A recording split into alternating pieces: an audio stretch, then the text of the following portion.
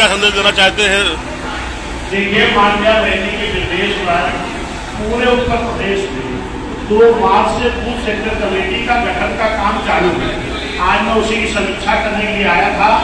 आज यहाँ बलहा विधानसभा की समीक्षा करने के बाद ये जानकारी मिली है कि हमारे सभी जिम्मेदार विधानसभा के साथियों ने वो बूथ सेक्टर कमेटी का गठन काम पूरा कर लिए हैं और जिसकी 20 तारीख को ये रिपोर्ट माननीय रैली को दे दी जाएगी। आगामी विधानसभा चुनाव के लिए क्या आपका दिशा निर्देश है? निश्चित है कि बहुजन समाज पार्टी बड़ी मजबूती के साथ आगामी जो 2027 का चुनाव होगा, 2027 के 2007 के तर्ज पर, क्योंकि 2007 में भी बहुजन समाज पार्टी का किसी से गठबंधन नहीं था। एक जनता का गठबंधन तैयार करके 2007 में बहुजन समाज पार्टी ने पूर्ण बहुमत की सरकार बनाई। फिर उसी तर्ज पर 2027 में भी हमारे बूथ सेक्टर के पदाधिकारी, हमारे जिले के पदाधिकारी, मंडल के पदाधिकारी और हमारे जिम्मेदार साथी जो बिना पद के भी मूवमेंट में लगे, ये सभी लोग हर बूथ पर एक जनता का गठबंधन तैयार करेंगे, जिसमें खास तौर पर एससी समाज, एसटी समाज, ओबीसी समाज और मुस्लिम समाज और कुछ न्याय पसंद ब्राह्मण क्षत्रिय वैश्य समाज के लोगों को साथ में लेकर के एक जनता का गठबंधन तैयार करेंगे। इसी जनता के गठबंधन के बल पर आने वाली 27 में पूर्ण बहुमत की सरकार को पूर्ण बहुमत का मुख्यमंत्री बनाने का काम करेंगे। कांग्रेस पार्टी की तरफ से वोट चोरी का अभियान लगाया जा रहा है, इस विषय पर आपका क्या कहना?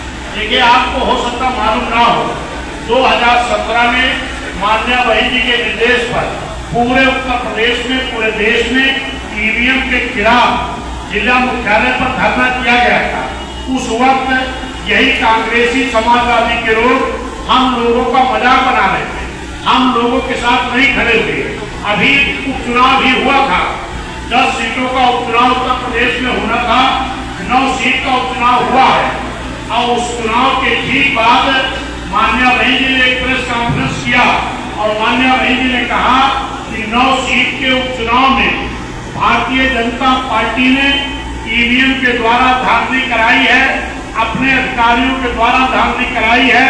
अगर इस बात को चुनाव आयोग संज्ञान में नहीं लेता है तो आगे से हम चुनाव नहीं लड़ेंगे।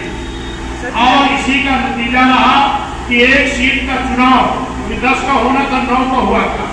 फिर एक सीट का चुनाव जो अयोध्या में मिल्कीपुर का हुआ था, उस सीट पर माननीय बहन जी ने कहा कि अगर चुनाव आयोग इन बेईमानियों को संज्ञान में नहीं ले रहा तो हम इस चुनाव का बहिष्कार करेंगे, नहीं लड़ेंगे।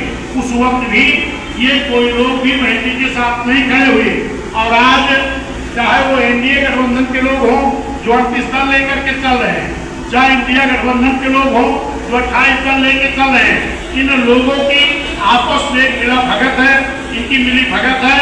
हम उससे मतलब नहीं रखते हैं। हमारे नेता माननीय बहन जी हर मुद्दे पर अपने तरीके से हम लड़ाई लड़ते हैं और वो लड़ते हैं।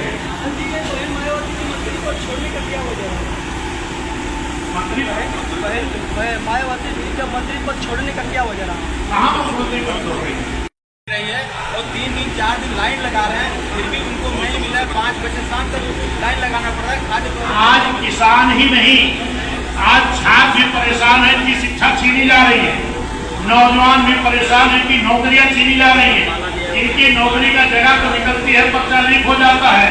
किसान भी परेशान है, इनको आय नहीं अच्छी मिल रही, इनकी खाद की किल्लत नहीं मिल रही, इनको टाइम पर बिजली नहीं मिल रही।